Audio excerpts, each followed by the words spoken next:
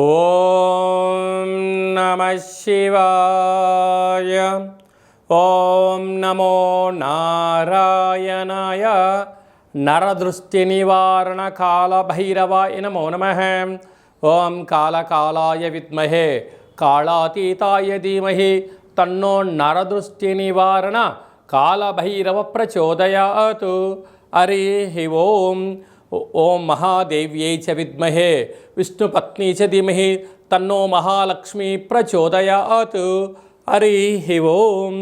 మా ఛానల్కి స్వాగతం. చూస్తున్న వీక్షకులకు ప్రేక్షకులకు ప్రియ కాళభైరవ భగవద్బంధులకి స్వాగతం పలుకుతూ మమ్మల్ని ఎంతగానో ఆదరిస్తూ ఉండబడినటువంటి ప్రియ సోదర సోదరీమణులకు సనాతన ధర్మ సంరక్షకులకు జ్యోతిష అభిమానులకు అందరికీ కూడా ఆషాఢ మాసంలో బహుళాష్టమి అమావాస్య గురువారము, ఈసారి శ్రావణ మాసము శుక్రవారం ప్రారంభం అవుతుంది కనుక విశేషమైన వ్యాపార అభివృద్ధి సకల ఐశ్వర్యం అందరికీ కలగాలని కోరుకుంటూ మనసారా మహాలక్ష్మీదేవి అమ్మవారిని వేడుకుంటూ అందరికీ ఆశీర్వచనం. 16/7/2025 నుండి 31/7/2025 వరకు పుట్టినటువంటి వారందరికీ కూడా ముందస్తుగా జన్మదిన శుభాకాంక్షలు. గతంలో వివాహం చేసుకున్న వారికి వివాహ వార్షికోత్సవ శుభాకాంక్షలు. ద్వాదశ రాశుల్లో గ్రహ గమనాల్ని ఒకసారి వీక్షింపచేద్దాం. వృషభ రాశిలో శుక్ర భగవానుడు స్వక్షేత్రం సంచార స్థితి. మిథున రాశిలో దేవగురు బృహస్పతి సంచార స్థితి. కర్కాటక రాశిలో రవి బుధ సంచార స్థితి, బుధాదిత్య రాజయోగము. సింహరాశిలో కుజుడు మరియు కేతు సంచార స్థితి. కుంభరాశిలో రాహు సంచార స్థితి. మీనరాశిలో శని భగవానుడి యొక్క సంచార స్థితితో ద్వాదశ రాశుల్లో గ్రహ గమనాలు ఈ విధంగా ఉన్నాయి.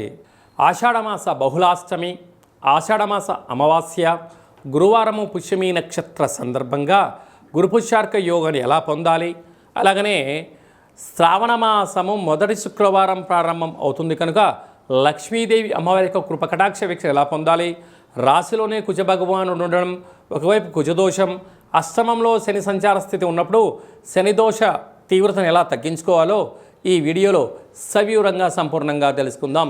సింహరాశిలో ఏ నక్షత్రాలు వస్తాయి అనగా మఖా నక్షత్రంలోని 4 పాదాలు, పుబ్బా నక్షత్రంలోని 4 పాదాలు, ఉత్తరా నక్షత్రంలో 1 పాదం కలిపితే సింహరాశి అవడం జరుగుతుంది. సింహరాశి యొక్క అధిపతి రవి భగవానుడు.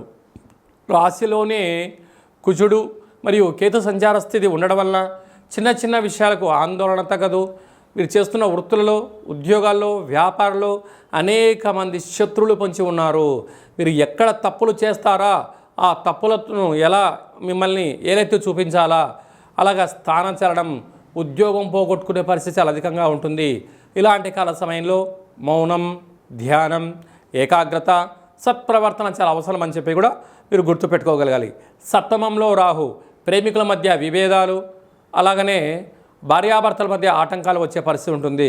అలా కాకుండా మౌనంగా ఉండండి, ఏదైనా అర్థం చేసుకోండి. ఎవరైనా ఒకరు తప్పు చేసినట్టయితే మరొకరు క్షమాగుణం ఉండి తిరగాలి. అనింది వీరే కదా అని చెప్పి క్షమా ఓర్పు కలిగిన వ్యక్తి చరిత్రలో వారి పేర్లు నిలిచిపోతాయని చెప్పి గమనించగలగాలి.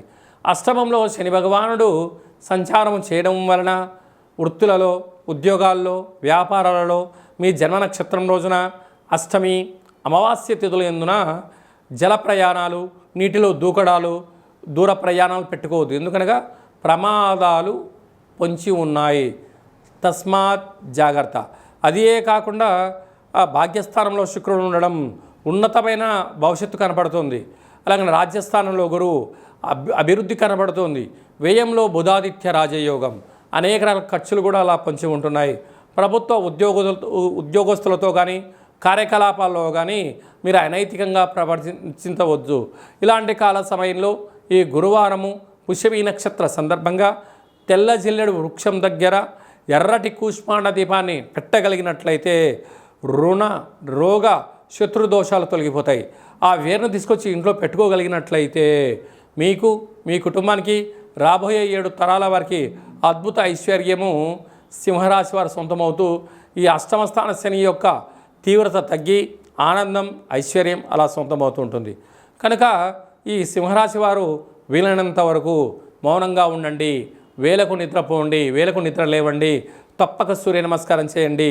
భోజనం చేసేటప్పుడు ఒక ముద్దను కాకి కానీ, కుక్కకు కానీ, సాధువులకు కానీ, సంతులకు కానీ దానా ధర్మం చేసి తిన్నట్లయితే భూమండలం మీద మీకు సంపూర్ణమైనటువంటి విజయాలన్నీ కూడా సింహరాశి వారి సొంతం అవుతాయి అని చెప్పి గమనించాలి.